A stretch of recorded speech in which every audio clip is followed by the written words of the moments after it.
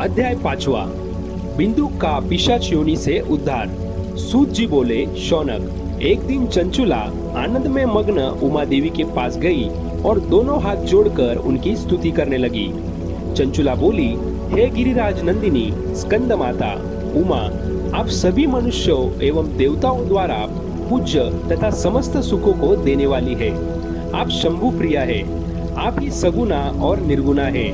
हे सच्चिदानंद स्वरूपिनी, आप ही प्रकृति की पोषक है। हे माता, आप ही संसार की सृष्टि, पालन और संहार करने वाली है।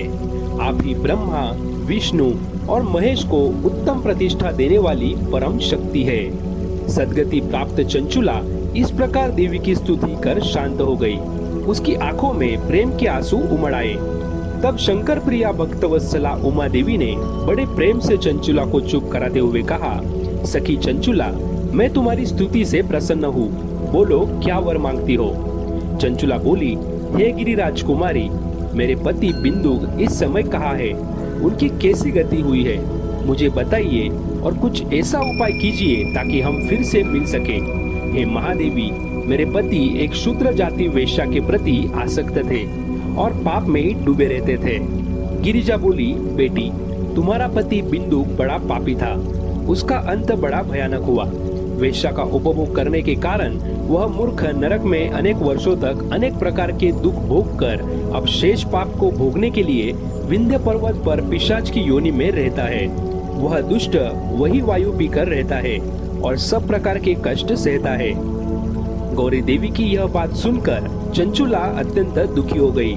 फिर मन को किसी तरह स्थिर करती हुई दुखी हृदय से माँ गौरी से उसने एक बार फिर पूछा, हे महादेवी, मुझ पर कृपा कीजिए और मेरे पापी पति का अब उद्धार कर दीजिए। कृपा करके मुझे वह उपाय बताइए जिससे मेरे पति को उत्तम गति प्राप्त हो सके। गौरी देवी ने कहा, यदि तुम्हारा पति बिंदु शिवपुराण की पुण्यमयी उत्तम कथा सुने तो वह इस दुर्गति को पार करके उत्तम गति का भागी हो सकता है। अमृत के समान मधुर गौरी देवी का यह वचन सुनकर चंचुला ने दोनों हाथ जोड़कर मस्तक झुकाकर उन्हें वारंवार प्रणाम किया तथा प्रार्थना की कि मेरे पति को शिवपुराण सुनाने की व्यवस्था कीजिए। ब्राह्मण पत्नी चंचुला के बार बार प्रार्थना करने पर शिवप्रिया गौरी देवी ने भगवान शिव की महिमा का गान करने वाले गंधर्व राज तुम्बोरो को बुलाकर कहा, तुम्बोरो, तुम्हारी भगवान शिव में प्रीति है। तुम मेरे मन की सभी बातें जानकर मेरे कार्यों को सिद्ध करते हो। तुम मेरी इस सखी के साथ विंध्य पर जाओ। वहाँ एक महाघोर और भयानक पिशाच रहता है। पूर्व जन्म में वह पिशाच बिंदु नामक ब्राह्मण मेरी इस सखी चंचुला का पति था।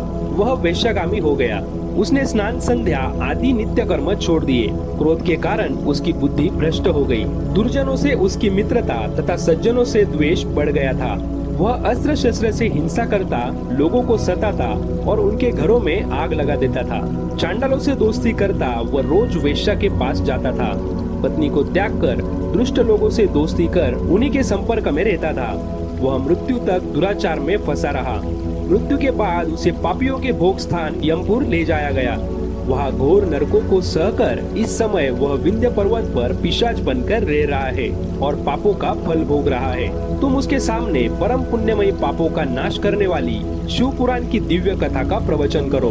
इस कथा को सुनने से उसका हृदय सभी पापों से मुक्त होकर शुद्ध हो जाएगा और वह प्रेत योनि से मुक्त हो जाएगा। दुर्गति से मुक्त होने पर उस बिंदु नामक पिशाच को विमान पर बिठाकर तुम भगवान शिव के पास ले आना। माँ उमा का आदेश पाकर गंधर्वराज त्युबोरो प्रसन्नता पूर्वक अपने भाग्य की सराहना करते हुए चंचुला को साथ लेकर विमान से पिशाच के निवास स्थान विंध्य पर्वत पर गया। वहाँ पहुंचकर उसने उस विकराल आकृति वाले पिशाच को देखा। उसका शरीर विशाल था। वह कभी हंसता, कभी रोता और कभी उछलता था। महाबली तुम्बोरो ने बिंदु नामक पिशाच को पाशों से बांध लिया। उसके पश्चात तुम्बोरो ने शिवपुराण की कथा सुनाने के लिए स्थान तलाश कर मंडप की रचना की। शीघ्र ही इस बात का पता लोगों को चल गया कि एक पिशाच के उद्धार हेतु देवी पार्वती की आज्ञा से तुम्बोरो शिवपुराण की अमृत कथा सुनाने विंध्य पर्वत पर आया है। उस कथा को सुनने के लोभ से बहुत से देवर्षि वहां पहुंच गए। सभी को आदर पूर्वक स्थान दिया गया। पिशाच बिंदुक को पाशों में बांधकर आसन पर बिठाया गया और तब तुम्बोरों ने परम उत्तम शिव पुराण की अमृत कथा का गान शुरू किया। उसने पहले विद्वेश्वर संहिता से लेकर 7वीं वायु संहिता तक शिव पुराण की कथा का स्पष्ट वर्णन किया। 7 संहिताओं सहित शिव पुराण को सुनकर सभी श्रोता कृतार्थ हो गए। परम पुण्यमयी शिव पुराण को सुनकर पिशाच सभी पापों से मुक्त हो गया और उसने पिशाच शरीर का त्याग कर दिया। शीघ्र ही उसका रूप दिव्य हो गया। उसका शरीर गौर वर्ण हो गया। शरीर पर श्वेत वस्त्र एवं पुरुषों के आभूषण आ गए। इस प्रकार दिव्य देहधारी होकर बिंदुक अपनी पति चंचुला के साथ स्वयं भी भगवान शिव का गुणगान करने लगा। उसे इस दिव्य रूप में देखकर सभी को बहुत आश्चर्य हुआ। उसका मन परम आनंद से परिपूर्ण हो गया। सभी भगवान महेश्वर के अद्भुत चरित्र को सुनकर कृतार्थ हो उनका यशोगान करते हुए अपने अपने धाम को चले गए।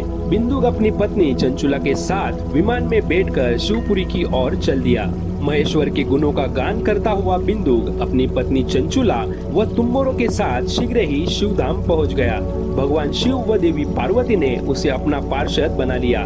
दोनों पति पत्नी सुखपूर्वक भगवान महेश्वर एवं देवी गौरी के श्री चरणों में अविचल निवास पाकर धन्य हो गए।